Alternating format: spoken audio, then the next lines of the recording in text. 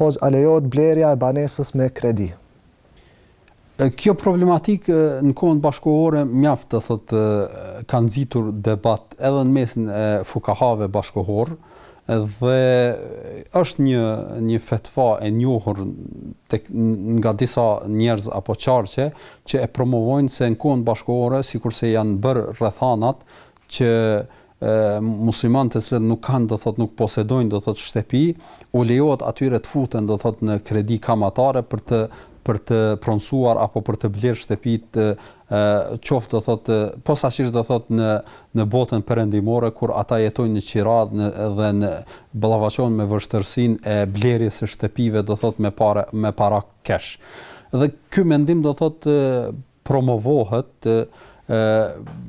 por fatkeqësisht edhe disa njerëz prej besimtarëve edhe e keqpërdorin, e kanë zgjeruar, do thotë këtë çështje edhe në çështje tjera dhe si rezultat i kësaj fetvave ka shumë njerëz që janë futur në kredi, jo vetëm për shtëpi, edhe për gjëra tjera, qoftë do thotë për biznese e kështu me radhë, kurse ne themi se e sakta është që në parim muslimani i ndalohet, do thotë futet apo të merr hua, do thotë me kamat, pavarësisht çfarë është arsyeja, qoftë do thotë për shtëpi, qoftë për biznes, qoftë do thotë për ndonjë arsye tjetër, dhe kjo në parim është e ndaluar, ashtu që siç ka thënë pejgamberi Allahu xhalla ualla në Kur'anin famlar në disa vende, se vërtet do thotë kamata është, do thotë prej veprimeve të shejtanit dhe ajete të cilat tregojnë se personi i cili e bën këtë veprim vetëm se i ka shpall luftë Allahut të Madhërisëm, për mos më zgjat më shumë themi se shumë qartë kuptohet se një nga mëkatet e mëdha që mundet, do thotë me bë besimtari është, do thotë futja në kamat. Prandaj themi se nuk është e drejtë që të nxirren fetva të cilat legalizojnë, do thotë kamatën në formë të përgjithshme apo të bëjnë një lloj kriteri shumë të përgjithshëm që pastaj njerëzit muslimanët qoftë nga epshi, qoftë nga mosdia edhe interesat e ndryshme ta keqpërdorin atë fetva dhe ta shfrytëzojnë për interesat e tyre dhe për epshet e tyre në përgjithësi. Dhe themi se në parim kjo fetva nuk është e drejtë dhe e drejta është që të themi se kamata është e ndaluar në të gjitha format. Kurse ajo se a mund të jetë e lejuar ndonjë rast, themi se kjo është njëjtë sikurse çdo haram tjetër, sikurse çdo ndalesë tjetër, e cila mund të ketë përjashtime, sikurse personi i cili themi kushtimisht e ka të ndaluar ta haj ushqimin e derrit, i lejohet ta haj atë ushqim kur është në një situatë të urisë dhe nuk ka ndonjë alternativë tjetër, atëherë i lejohet ta haj në atë masë sa mund ta mbaj veten, do thotë të gjallë. Dhe në këtë formë edhe për kamatën themi se mund të ketë ndonjë rast që i lejohet besimtarit, mirë po këto raste duhet me qenë shumë specifike dhe të studiuara mirë, dhe fetvat për këto raste duhet jenë, do thotë fetva, do thotë të caktuara individuale e jo fetva, do thotë të përgjithshme, të cilat mund t'i keqpërdorin, do thotë masa e gjerë, ashtu siç ka ndodhur fatkeqësisht me fetvan të cilën e kanë nxjerrë, do thotë një institucion, do thotë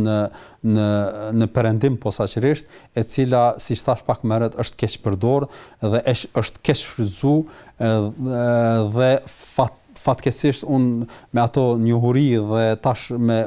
këto studime të cilat i kam bërë në fushën e transaksioneve bashkëkohore, e shoh se edhe kjo ka ndikuar edhe ta ngulfat edhe alternativën islame të bankimit në shoqërinë muslimane apo në dhënien e modelit islam edhe botës perëndimore, se si do duhej njerëzit, do thotë të shkëmbejnë apo të bëjnë, do thotë tregti, duke përjashtuar, do thotë kamatën në transaksionet e tyre. Po blerja me këste, për shembull në rast të blerjes së banesës është e njohur se fillimisht blerësi paguan 30 apo 50% të shumës së përgjithshme dhe pastaj edhe me disa këste shtesë e lan atë shumë. Në parim blerja me këste, nëse nuk është me ndërmjetësim të bankës, është, do thotë në formë direkte në mes të shitësit dhe në mes të blerësit, dhe shitësi në vend që ti merr ato para cash, i merr, do thotë në formë, do thotë të kësteve, dhe në këtë formë, do thotë bëhet marrëveshja, atëherë nuk ka gjë të keqe. Por shumica shitblerjeve që bëhen do thot të banesave që bëhen sot do thot në perëndim, po edhe tek ne nuk ndodh do thot kjo shitblerje me këstën e mes të shitësit dhe blerësit, por në këto shitblerje ndërmjetëson banka, e cila i gjen do thot blerësit shumën